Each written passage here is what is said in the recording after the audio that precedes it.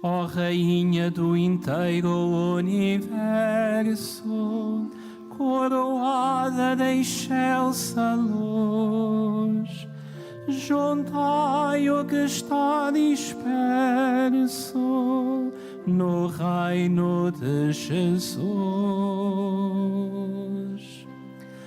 Ave Maria, Ave Maria, Ave Maria, gracia plena.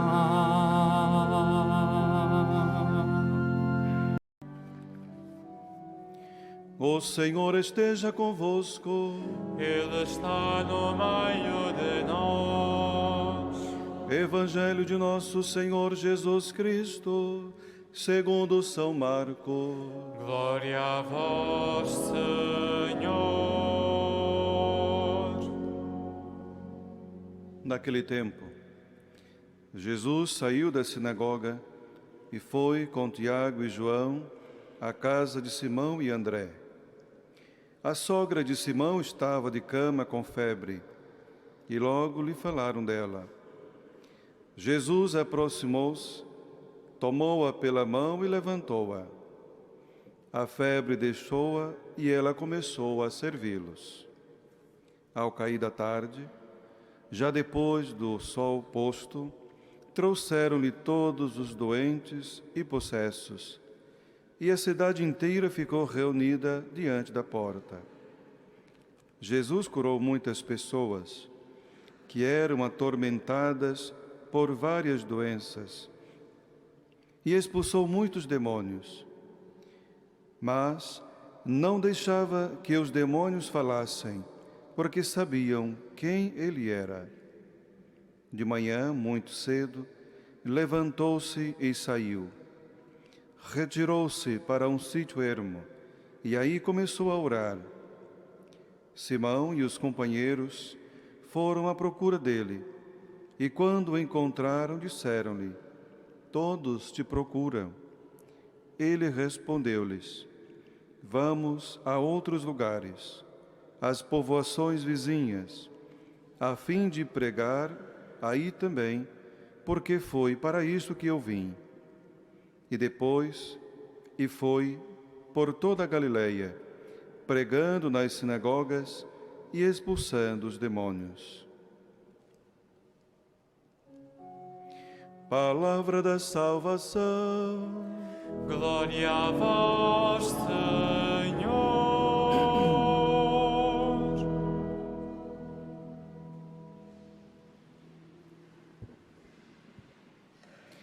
Caríssimos irmãos, sabemos muito bem que a missão de Jesus é salvar, curar e libertar. Na nossa liturgia, particularmente nesse Evangelho, nós vemos dois pontos importantes para a nossa vida cristã do cotidiano. Primeiro, olhando para Jesus, que saiu da sinagoga e foi à casa de Simão Pedro de André, e encontra a sogra de Pedro que estava enferma, com febre. E logo que falaram dela, Jesus aproximou-se, tomou a sua mão e levantou-a. Depois que a sogra foi curada, colocou-se a serviço. O primeiro ponto, como nós vemos aqui, é a gratidão ao Senhor pela graça da cura, ou por tantas outras graças que o Senhor nos favorece. A sogra de Pedro, vendo-se curada e liberta daquela enfermidade, como uma forma de gratidão ao Senhor e alegria interior, com certeza, começa a servi-los, não só a Jesus, mas também a todos que andavam com ele. Depois continua o Evangelho, que depois do pôr do sol, muitos trouxeram os outros doentes, pessoas atormentadas, tanto pelas doenças, como diz o Evangelho também, possessos. Depois que Jesus cura muitas das doenças, muitos doentes, Jesus, logo de manhã, depois de um dia inteiro de trabalho, Jesus vai orar, vai encontrar-se com o Pai, porque é somente no encontro com o Pai que ele encontra discernimento para saber o que Deus, nosso Pai, queria dele, e também forças para poder continuar a anunciar a boa nova do reino. Segundo ponto é a oração. Quando nós sabemos que temos uma vida muito agitada, que temos muitas coisas a fazer, mas muitas vezes sentimos-nos cansados e diante do nosso cansaço, muitas vezes corremos a tentação de querer adormecer ou mesmo no outro dia já levantar sem darmos conta que também temos que nos reunir com o Pai e de agradecer também.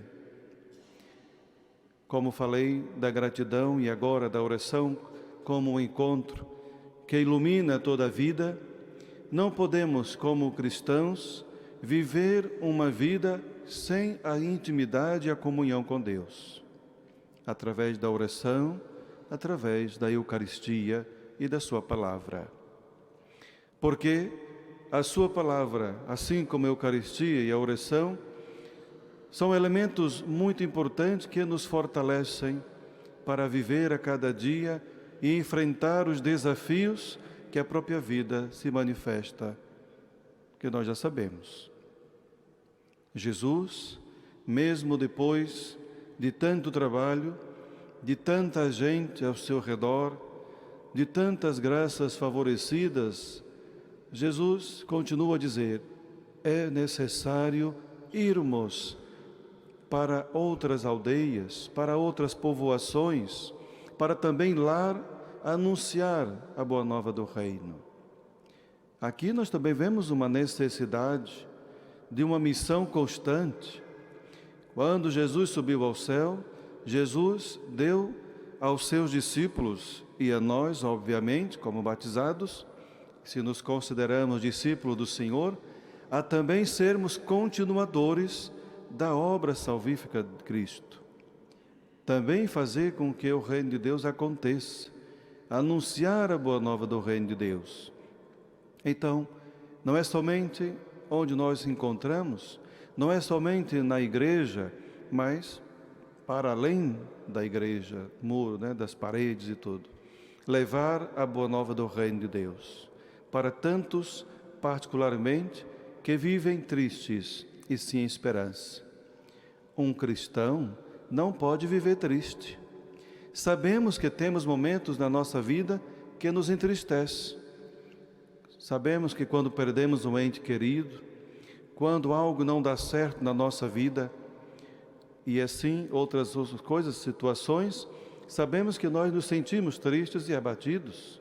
No entanto, não podemos permitir que essa tal tristeza ou desânimo tome conta da nossa vida. Precisamos ser transformados pela graça de Deus e pelo seu amor, permitindo que Ele, com a sua palavra, nos ajude a cada vez mais viver nessa expectativa do seu amor, levando a esperança para tantos outros que estão muitas vezes piores do que nós. Se você pensa na sua tristeza, se você pensa porque na sua casa nada está dando certo, ou porque tem alguém enfermo, ou porque alguém está para morrer, pense em tantos outros que estão piores do que nós, piores do que você, que tanto sofrimento levam a vida inteira e muitas vezes não reclamam da vida. Aceitam e oferecem, para também aquele oferecimento servir como um testemunho para tantos outros que estão precisando daquele exemplo de vida. Caríssimos irmãos e irmãs, o Senhor nos convida nesse Evangelho à gratidão por tantas graças que oferece na nossa vida. Muitas vezes, muitos têm a tentação de não perceber ou não querer perceber as graças de Deus, mas apenas olhar o mal que está à sua volta, as coisas erradas, e ainda muitas vezes culpa a Deus, como se Deus fosse o culpado dos seus desejos, das suas escolhas e das situações da sua vida. No entanto, não nos esqueçamos que somos livres diante de Deus. A liberdade do ir e vir e das escolhas. Quando nós escolhemos mal, então com certeza vamos nos dar mal. Mas quando nós escolhemos bem, ainda corremos o risco de não ser verdadeiramente tão felizes. No entanto, sabemos que escolhemos o caminho do bem, o caminho da verdade. Nós ouvimos também nessa primeira leitura, para fecharmos aqui, o testemunho, o exemplo, mais uma vez, de pessoas que vivem diante de Deus.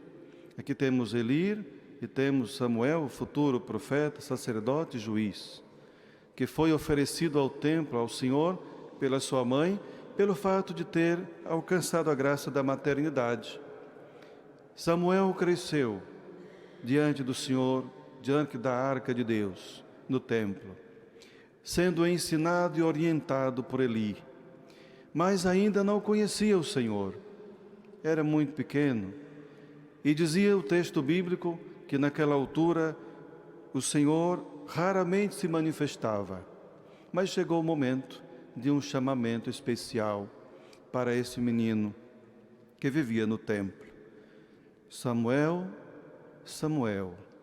É um chamamento que o Senhor nos chama pelo nosso próprio nome, para nos dar uma missão que devemos cumprir, uma missão que está para além dos nossos desejos, mas para fazer e cumprir a vontade de Deus. Então o discernimento foi que Eli percebeu que ali que estava a chamar não era outra voz senão o Senhor. Então indicou como deve responder a Deus. E esta indicação também serve para nós. Fala, Senhor, que o teu servo escuta.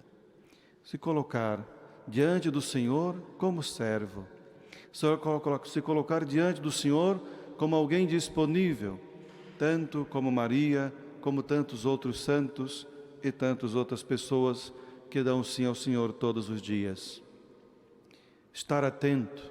Se nós, no nosso espírito orante, na nossa comunhão com Deus, não damos espaço para que Deus nos fale, como podemos saber qual é a vontade de Deus para a minha vida? Há muita gente que pergunta: por que isto acontece? Por que aconteceu comigo? O que o Senhor quer de mim? Mas nunca vai saber o que o Senhor quer, porque nas suas orações não dá espaço para o Senhor falar. Apenas quer falar, apenas quer rezar e dizer, mas não dá espaço para escutar a voz e a palavra do Senhor. Então, como nós ouvimos na nossa liturgia, ela perpassa esse tema da oração, o tema da comunhão com Deus, da escuta do Senhor. E é por isso, como nós ouvimos nesse texto, como no Evangelho, o próprio Jesus nos ensina que apesar das nossas labutas diárias, dos nossos problemas, nunca devemos dar espaço para a preguiça, nunca devemos dar espaço para o comodismo diante da oração e do encontro com o Senhor. Então, pedindo a intercessão de Nossa Senhora, mulher orante, mestra da oração, para que nos ensine a estarmos atentos à voz do Senhor, para que nós também possamos, assim como ela, assim como Samuel, assim como os pastorinhos, dizer sim ao Senhor. Seja louvado nosso Senhor Jesus Cristo.